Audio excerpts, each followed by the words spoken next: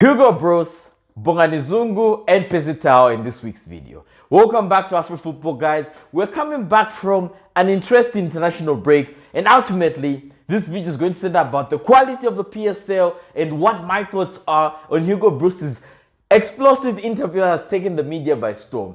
So, we dropped 2 weekly videos. Remember to like and subscribe and help us get to 20,000 subscribers, because I've been told 100,000 is a stretch. So, let's get started. And we'll start with Bongani Zungu, the player that is in demand by certain South African clubs, according to the media. Ultimately, Bongani Zungu has come out and stated that there's only one club that is on the table that is willing to sign him. So this video, particularly this segment, is going to get a 2-star rating because Bongani Zungu ultimately has come out and stated that the only team that has contacted his agents in South Africa is Mamelodi Sundowns, meaning that Kaizer Chiefs, even though the media has been reporting that Kaizer Chiefs wants to sign this player, they have not contacted this player's agents, meaning that it's still in abeyance, and we hope all the other teams may sign this player. But so, we're going to get into the meat of Bongani Zungu and this story, and ultimately what I believe is a player who had so much potential but has not reached his potential because due to his behavior. Ultimately, Zungu left Rangers because he was partying and he was caught partying during the times of COVID, and that's what led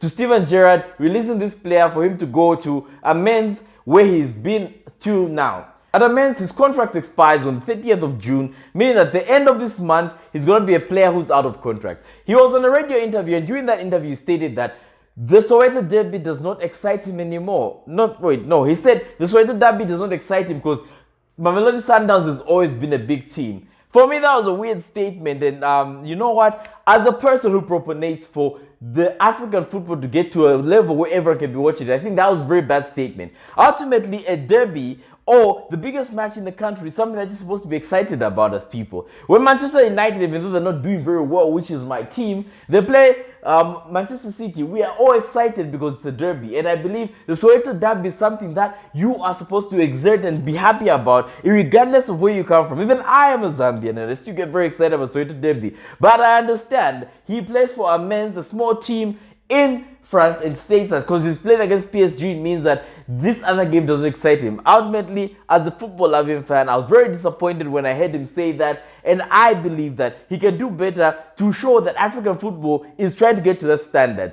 So what we ultimately are saying is that this player is going to be leaving his club, but he stated again in that interview that there might be a chance he might stay at Amenz in France because the president of the club likes him, or something like that. That's what he said.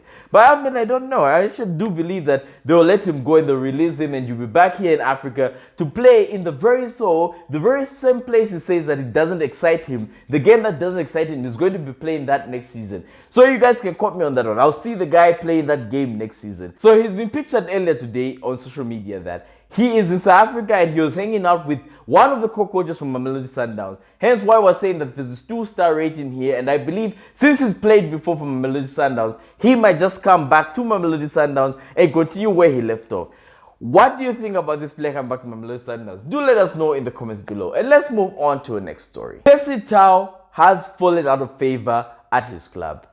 So ultimately, that is what people are reporting, that is the sentiment that people have across the board. But it's been disputed that no, Percy has not been falling out of favor. And this comes after the fact that Percy was missing from the last game that El Ali played, where they won 4-1, and which is the first game they've played since Pitso Mosimane terminated his contract.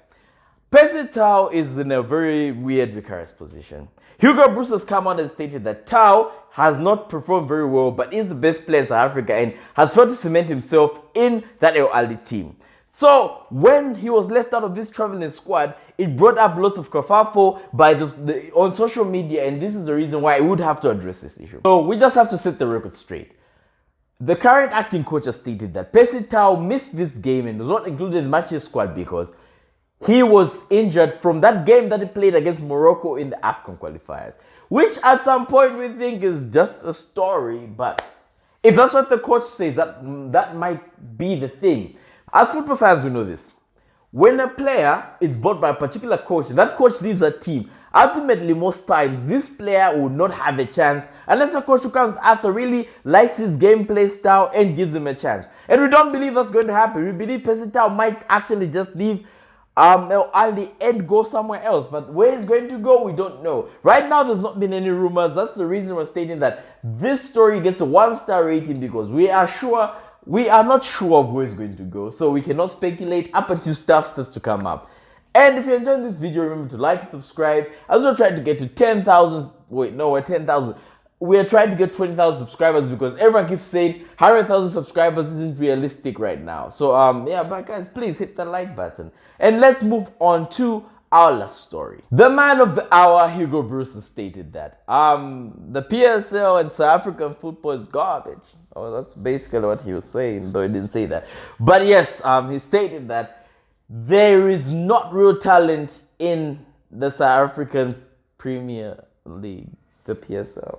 Well, ultimately, I'm going to come out and defend the South African PSL and state that there's a statement, I think Zambian, and it states, a good carpenter does not blame his tools. And right now, I believe he is a very bad carpenter because he's blaming his tools. There's this weird notion where coaches come into Africa with the particular skill set, and they're given a certain amount of money for a salary, but they come out after a couple of months and say, these people are not good enough.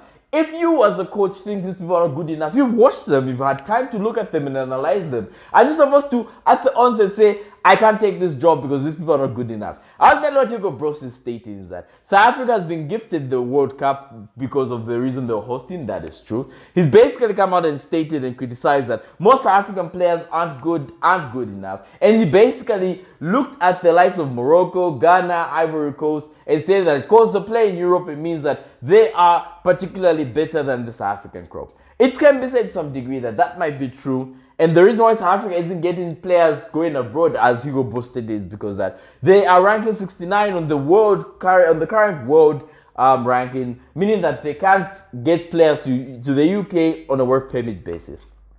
What I'm going to say is I'm going to support and defend the PSL in stating that the Zambia national team in 2012, when they won the Africa Cup of Nations, they had predominantly some players who were playing in the PSL, particularly Kennedy Mwenye, Isaac Chancellor, who had played in the PSL by that point, Nathan Sinkala as well, are players who've all played in the South African PSL, and these were players who've made some impact. And I don't understand where a coach comes and he already knows the assets that's going to be used in the South African League and states that I can make these players play because these players have got no talent. That is a very bad notion by coaches who come to the African continent, and I think that is them failing to adapt to what Southern African players play like. You can see from Peter Musomani and the way he used Mamelodi Sundowns and won the CAF Champions League, it will show you that he has an understanding of the players of Southern Africa and how they play. So I believe let us move from this notion of getting coaches who are not from the African continent. Let us use our own people who understand what our football type is, hence to lessen them criticizing our own players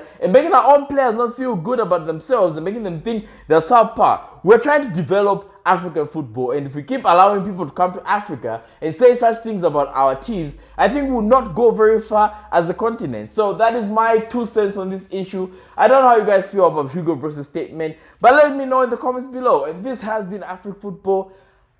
We'll see you in the next one.